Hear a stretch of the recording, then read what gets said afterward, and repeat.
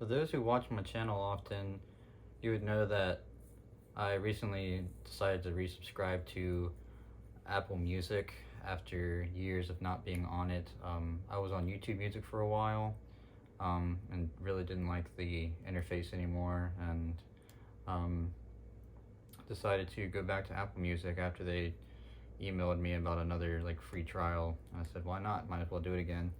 And I've kind of fallen back in love with it. To be honest, I got it when it initially came out. I remember when they were going to be releasing it in 2015. I was really excited about it. I got it when it first came out, and really loved it then and loved it for the years afterwards. But recently, I was just scrolling through the app and realized that they have replays from years past, and it goes back to like 2016, and they make these little playlists of stuff that you listen to the most that year, and I thought that was really cool, and thought it'd be kind of another fun little like um, video series kind of thing to do here. So go through these days 2016 through 2020 when I initially got off of it. And so yeah, I wanted to start with 2016 today. And 2016 was honestly I kind of looked back at it as one of the best years of my life so far, actually. I had a lot of fun that year. I started off that year with I was going to community college, actually, studying architecture, and I really was not liking it. It just did not feel like me. College never felt like it was going to be for me, but I always just was trying, I guess, to do something. And I started working at Panera around the time that I started college as well.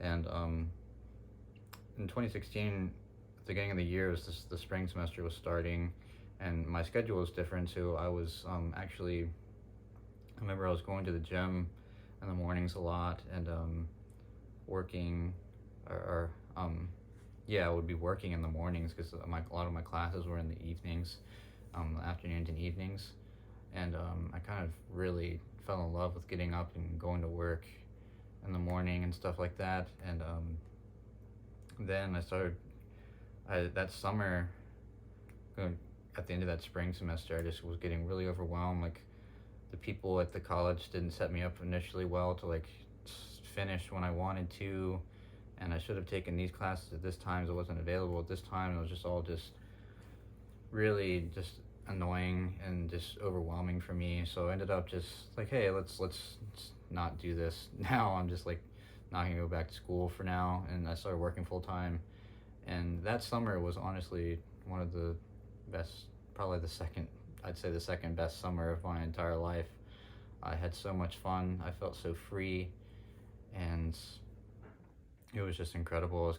I was really getting into like endurance sports and stuff. I was going out riding my bike everywhere, and I was going to the amusement park a lot that I like here in town, and I was just having a really good time. I was actually really enjoying working full time, and the people I worked with, I was making friendships there, and it all just felt really good, and I was really just confident in myself and what I was doing, and I had a goal to go after every day.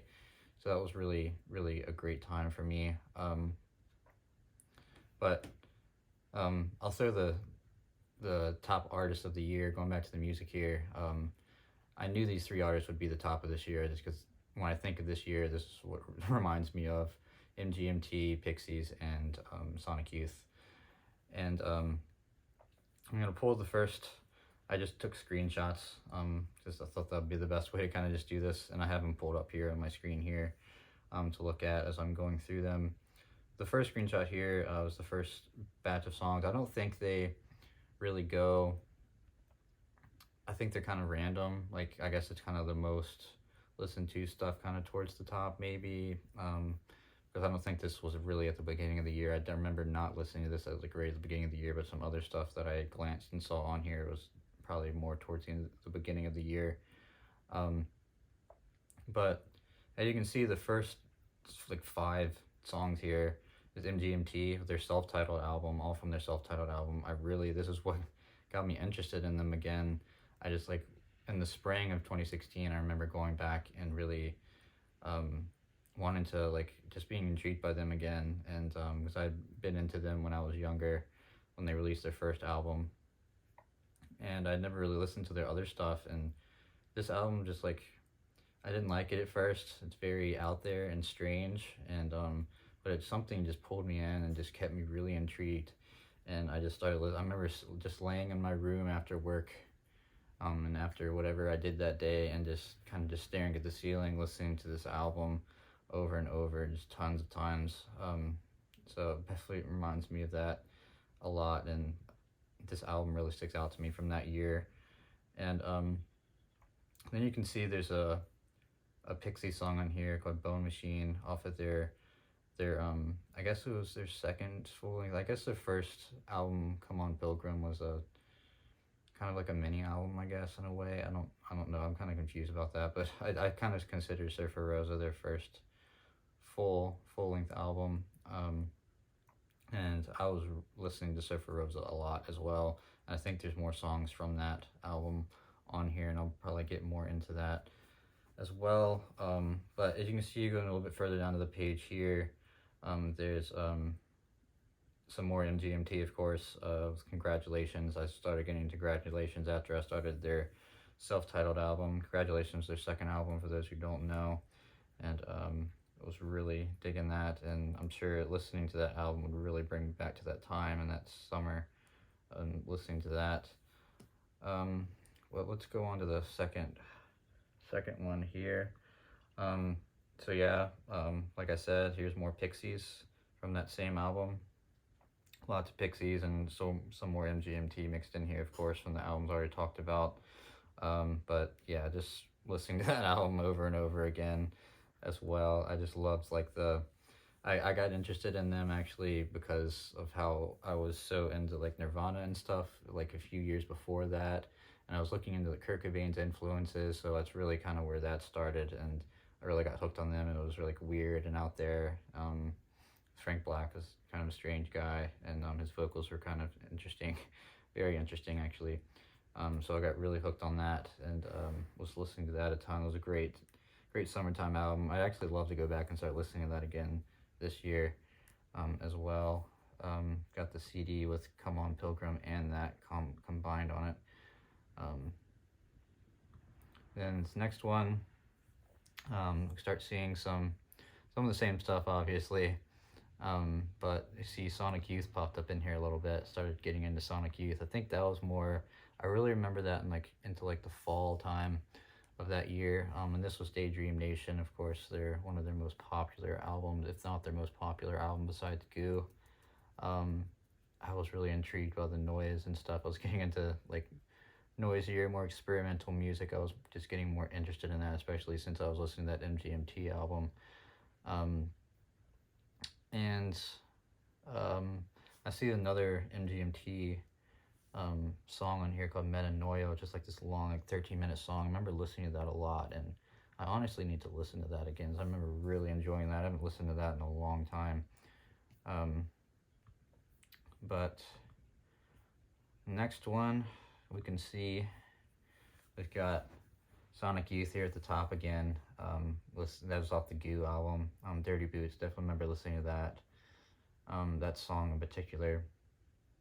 And you see, I was listening, I got the Pixies, some other albums from the Pixies. I got Doolittle and the Come On Pilgrim album on here as well. And then another one that definitely reminds me of this year, I really got interested in the Velvet Underground and Nico, this album. And definitely was listening to that a lot. And I'm sure that the song that I'm thinking about will be on here in a minute, so I'll kind of talk about it then. But definitely another one I remember sitting in my room listening to at the time. And yep, same kind of stuff on this next one here. So Cool Thing was actually one of the first Sonic Youth songs I really listened to and got me interested in them. And got some more Velvet Underground, Pixie stuff on here. And let's see, the next one here. there's the song I was thinking about, the song Heroin by Velvet Underground and Nico. That really intrigued me that year. I remember just like the progression of that song was incredible and just really pulled me in. It was like very emotional and just like and it's just interested in just like the getting sucked into drugs and addicted to heroin and stuff. It was really an interesting thing to me. Having been like I never did any hard drugs, but interested in that stuff years before that, and then like really getting out of it at around that time, or like a year before that, I guess I'd say. So I was still like intrigued by stuff like that and people getting hooked on things. And yeah, but we see another artist on here that hasn't popped up yet, and that is Metallica. And I've listened to Metallica. They're Justice for All. I've talked about that a bunch on this channel. I've listened to that since I was a little kid. My dad showed me that when I was in like third grade, I think, somewhere around there, even before that, honestly. So I've been around them for a long time. But I was going to some of their other albums I didn't really listen to much, and as you can see, there's this song from Ride the Lightning album, which is their second full length. And Escape, I don't remember this particular song, honestly. I remember listening to this album some when I was going to the gym during that time, so that makes sense that I can remember listening to that for sure. Next one, got some more Sonic Youth and GMT, typical stuff. Then we've got some Pink Floyd in here. This was probably definitely towards the beginning of the year. I got interested in Pink Floyd probably like 2014, 2015. But I guess 2015 is really when I got into their first album. It was like really strange and weird and out there with Syd Barrett, and it was really wonky. I still really like that album. I need to go back and listen to that sometime as well. Really interesting, kind of psychedelic 60s sound. It's really cool thing. I was really interested in that sound. There's going to be more of that stuff on here as well. I remember one night in particular actually just sitting in my parents' living room, just like diving deep on Apple Music, trying to find a bunch of like late 60s stuff, and really interested in that sound. But there's another artist on here, Sue Saloon. I've talked about them on my channel before, and that album is one of my favorites. And that is because I first started listening to that album this year, in that 2016 year, because one of my coworkers I was working with, a woman I definitely had a crush on pretty hard. But she told me, she's like, "Oh, you into like emo stuff?" And I'm like, "Oh yeah, I am." And she told me about this album. I was just like, "Whoa, this is fucking sick." I was really just into that at that time, so that it doesn't surprise me that song is on here. Towards the bottom here, at the bottom here, you can see there's a Slipknot song, "Wait and Bleed." I was definitely listening to that album a few times. I remember going to one of the bread bashes. I guess it was a bread bash thing. It was a thing that we did at Panera when there was like a new like menu items popping up.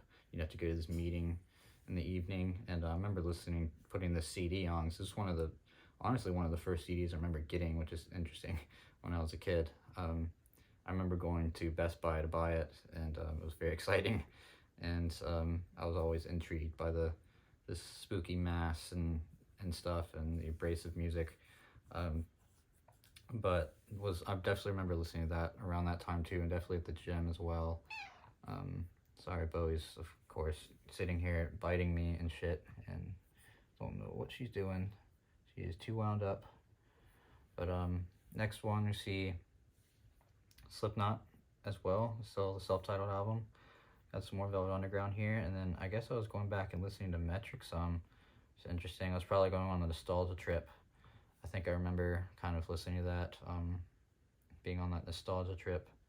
Because I think I kind of stumbled across my old YouTube channel, my skateboarding channel, and heard one of the songs going on in the background, and I guess I just started listening to the full album, and I got kind of hooked on that, and I think I got more hooked on it actually in recent years, but that's still a really good album. Really like that one. Um, and then got some more of the Metallica from Injustice for All, or not Injustice for All, Ride the Lightning. Some more tracks from there, further from listening at the gym. Then we got another Velvet Underground. I guess I was listening to some of their other stuff there. And then I've got a Lamb of God. I definitely remember listening to that at the gym as well around that time. Um, I remember surprised there's not. I think I was using a different app before this for a little bit, like to like listen to. I remember really listening to their self-titled, or not their self-titled, their debut album, um, around like spring of 2016. But I guess wasn't streaming that on here. But just I remember listening to this album, for sure on streaming some. I guess probably later in the year.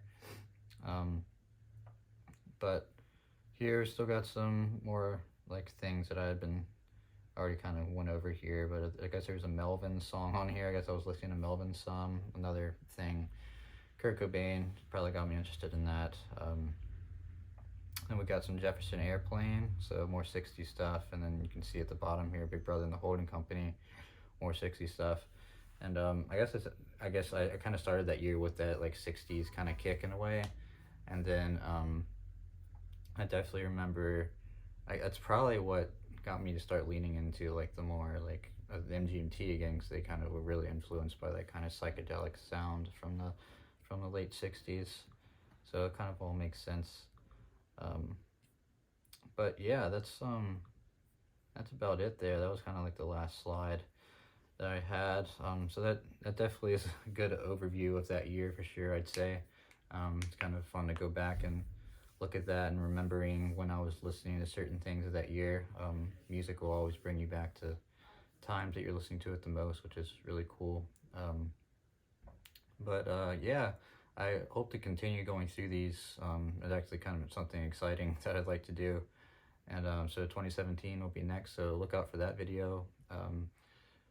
Let me know if you guys have a Wrapped thing from this time, what your artist would have been from 2016 and stuff like that. I'd like to hear about that. And I'll end up the video with asking you to please support my friends here on the side if you can. And yeah, I'll put the links down in the description. And yeah, thanks for watching, and I'll see you guys on the next one.